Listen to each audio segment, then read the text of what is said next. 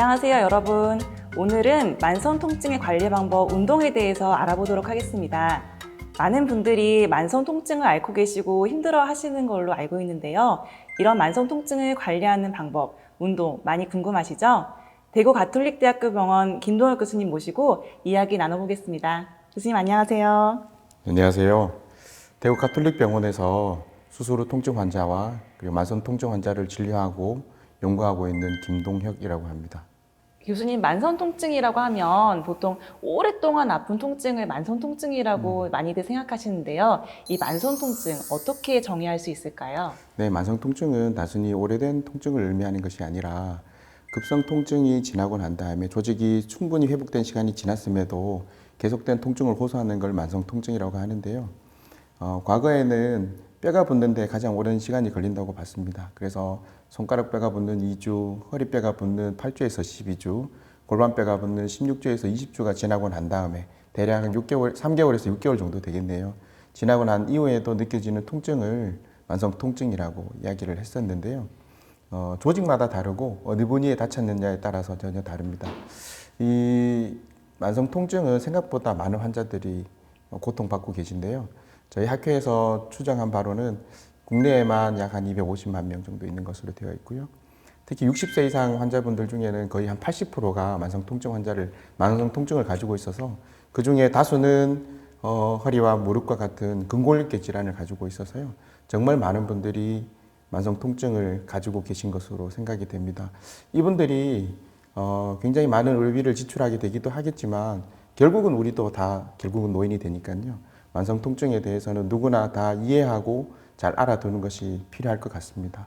아, 그렇군요. 저는 단순히 통증이라고 하면 이게 아픈 거니까 좀 없어지면 좋겠다라는 생각을 했었는데 이 통증이라는 거는 자연스러운 거고 우리 몸을 방어하기 위한 일종의 기전 중에 하나군요. 그러고 보면 학생 때 이런 걸 배웠던 것 같아요. 우리가 생물학적으로 우리 인간이 잘 이렇게 생존할 수 있었던 것은 통증에 대한 감각을 잘 받아들이고 거기에 대해서 반응했기 때문에 우리가 이렇게 잘 이렇게 생존 능력을 가졌다고 배웠던 것 같은데요. 그러면 우리가 이렇게 통증이란 감각을 받아들이면서 반응하기 때문에 우리의 생존에 꼭 필요한 5번째의 바이탈 사인이다라고도 제가 배웠던 기억이 납니다. 그런데 이렇게 우리 몸에 꼭 필요한 감각 중에 하나인 통증이 어떻게 해서 만성 통증으로 우리 인간을 괴롭히게 됐는지 이 통증과 만성 통증에 대해서 좀 설명해 주실 수 있으실까요? 네. 일단 통증에 관해서 오늘 꼭 강조해서 설명드리고 싶은 것이 두 가지가 있습니다. 첫 번째로는 통증은 감정에 굉장히 많은 영향을 받는다는 거고요. 두 번째로는 통증이 학습이 된다는 건데 첫 번째 주제부터 먼저 말씀을 드리겠습니다. 통증은 감정의 영향을 굉장히 많이 받습니다. 통증은 뇌 해석을 거쳐서 고통이 되는데요. 예를 한번 들어보겠습니다. 우리 매운맛을 즐기지 않습니까? 저는 스트레스를 받곤 하면 매운맛을 좀 찾곤 하는데요. 매운맛은 사실 6가지 맛 중에 들어가지 않습니다. 통각이죠. TRPV1, TRPA라는 수용체를 통해서 들어가는 통각이지만 이것을 사람들은 즐기게 된다는 거죠. 통증이지만 이것을 어떻게 해석하느냐에 따라서 즐길 수도 있고 고통스러워할 수도 있는 겁니다. 이와 비슷한 예는 굉장히 많은데요. 우리가 아주 뜨거운 물에 목욕하거나 아주 차가운 물에 몸을 담그는 사람들, 경우에 따라서 마사지를 아주 강하게 받는 사람도 사실은 통증이지만 즐거움으로 해석하는 것 같아요. 제가 가까이서 본 예는 격투기를 수련하는 친구들 중에는 이 통증을 통증으로 받아들이지 않고 본인의 성장 지음으로 받아들여서 아주 즐기는 친구들도 있었더랬습니다. 그래서 통증은 그 자체로 고통이 되는 게 아니라 뇌의 해석을 거쳐야 고통이 된다라는 점인데요. 여기에 관해서 재밌는 보고가 하나 있습니다. 미국의 유명한 마취 통증외과 의사 중에 헨리 비처라는 분이 한 보고가 있습니다. 이분이 세계 2차 대전에 이탈리아에서 군의관으로 복무를 했는데요. 당시에 후방으로 이송된 군인들을 진료하면서 재밌는 사실을 발견합니다. 약 한 70%의 군인이 심한 부상을 당했음에도 몰핀을 필요하지 않더라는 겁니다. 근데 이분이 역으로 본인이 있던 뉴욕으로 돌아가서 환자를 진료를 하는데 당시에 이제 교통사고라든가 산재라든가 경미한 사고를 당한 환자들 중에 다수는 70% 정도는 심한 통증을 호소하고 몰핀을 필요로 하더라는 겁니다. 더 심한 부상을 당한 환자들이 통증을 별로 호소하지 않고 역으로 경미한 사고에도 심한 통증을 호소하는 것은 이 통증이 감정에 영향을 많이 받기 때문인데요. 이 당시에 헨리 비처는 이렇게 해석을 했습니다. 전쟁터에 있던 군인이 후방으로 왔다는 것은 더 안전한 공간으로 이동을 했다는 것이고, 뉴욕에 있던 시민들 같은 경우에는 본인이 있던 익숙한 공간에서 병원이라는 낯선 공간으로 왔기 때문에 불안감을 느끼고 더 통증을 민감하게 느끼게 되었다고 해석을 했습니다.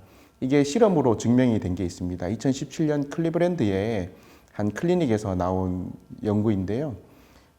스트로크 후에, 뇌졸중 후에 만성 통증을 호소하는 17명의 환자를 대상으로 한 실험입니다.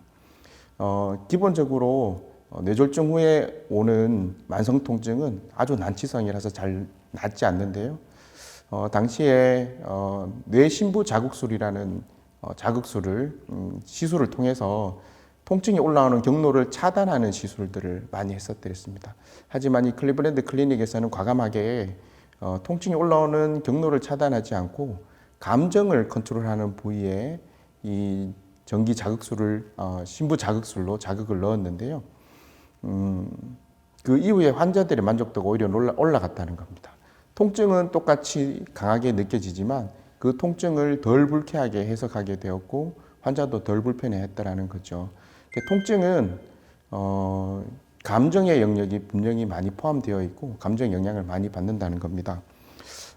이거를 학문적으로 좀 다시 이론적으로 정리를 한번 해보겠습니다. 이 통증이 올라오는 길은 두 가지가 있습니다. 바깥쪽 길, 안쪽 길이라고 편의상 이야기를 하겠습니다.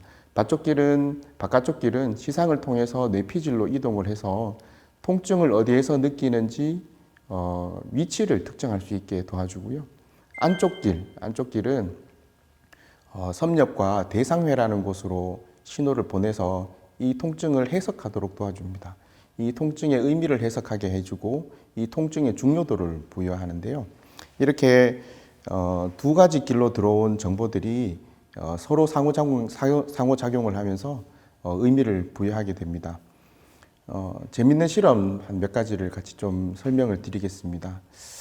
슬픈 영화를 보여주면서 통증 신호를 같이 주게 되면 통증을 주게 되면 통증을 더 강하게 느낍니다. 왜냐하면 이 감정 신호가 더 자극이 되었기 때문인데요.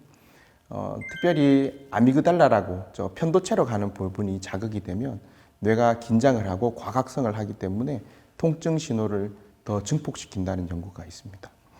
또 하나는 실제로 만성 통증 환자들을 뇌를 연구를 해보니까 이 만성 통증 환자들은 편도체가 다른 뇌 부위와의 연결이 굉장히 강화되어 있어서 쉽게 이 뇌가 과각성을 하고 쉽게 통증을 증폭시키는 기전들이 뇌에 만들어져 있다는 연구들이 있습니다.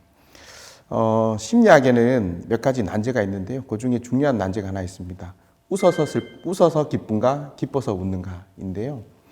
여러 가지 이론들이 있습니다. 약 세 가지 이론이 있는데요. 세 가지 이론이 서로 다양하게 갑론을박을 하면서 발전하고 있는데요. 결론은 이렇습니다. 결론은 감각신호는 정서 반응은 두 가지가 있다는 거예요.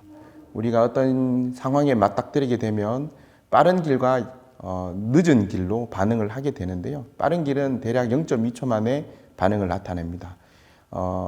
즉각적인 반응을 나타내는 거예요. 우리가 어두운 길을 걸어가고 있을 때 뭔가 부스럭거리는 소리가 들리거나 아니면 위험 신호가 징후가 포착이 되게 되면 우리는 급하게 몸을 움직여서 혹은 근육을 써서 움직이는 것이 조금 더 생존에 필요할 겁니다. 좀 더 유리할 겁니다. 그래서 0.2초 만에 나타나는 이 신체 반응이 있어요. 심장이 빨리 뛰고 숨이 가빠지고 입이 마르고 이런 반응들은 순간적으로 일어나고요. 딱 6초 뒤에, 약 6초 뒤에는 이 정서적인 반응이 해석에 의해 가지고 뒤늦게 나타납니다. 그러니까 신체 반응을 뒤늦게 해석하면서 감정이 생긴다는 거예요. 이런 특징들이 우리 몸에, 우리 뇌에 있기 때문에 우리 통증은 굉장히 독특한 감각을 형성하게 되는데요. 이 앞서 설명드렸던 이론들을 모아보면 결론적으로는 이렇습니다. 통증은 감정의 영향을 많이 받는다. 특히 통증은 뇌의 해석을 통해서 고통이 된다. 그리고 특히나 공포와 두려움 반응 같은 편도체를 자극하는 자극은 통증을 더 증폭시킨다. 이렇게 해석할 수 있겠습니다.